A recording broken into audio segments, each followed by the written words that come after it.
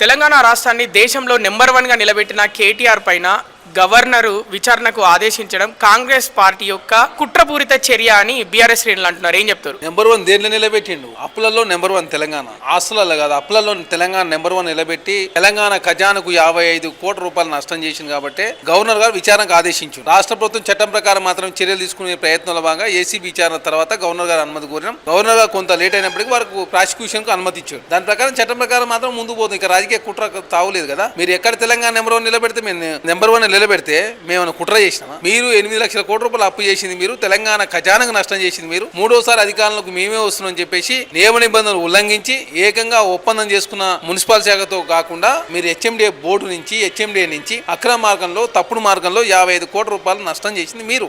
దొంగ అన్నట్టుగా మీరు చేసిన పనులని మీరే చేసి కాంగ్రెస్ పార్టీకి ఆపాదించే ప్రయత్నం చేస్తే ఎట్లా? అరవింద్ కుమార్ గారు చాలా స్పష్టంగా వాంగ్మూలం ఇచ్చిండు. A1 గా కేటీఆర్ గారు మౌఖిక ఆదేశానుసారం మేము ఫండ్స్ రిలీజ్ చేసినాం. 10 కోట్ల మించి చేసేటప్పుడు రాష్ట్ర ప్రభుత్వం అనుమతి ఉండాలా, ఆర్థిక శాఖ అనుమతి ఉండాలా, హెచ్ఎండిఏ బోర్డు అనుమతి ఉండాలా, ఎలక్షన్ కమిషన్ కోడ్ అమలు ఉన్నప్పుడు ఎలక్షన్ కమిషన్ కూడా అనుమతి ఉండాలి. ఎక్కడ నిబంధనలను తుంగలో దొక్కి రాష్ట్ర ప్రభుత్వానికి ఖజానాకు నష్టం మీరే చేసి మళ్ళీ నేను శుద్ధపూసని రామపూసనని మాట్లాడితే ఎట్లయితుంది? ఇక రాజకీయ కుట్రలకు తావులేదు, రాజకీయ కక్షలు కూడా తావులేదు. చట్టం ప్రకారం మాత్రం కాంగ్రెస్ పార్టీ ముందుకు పోతాం.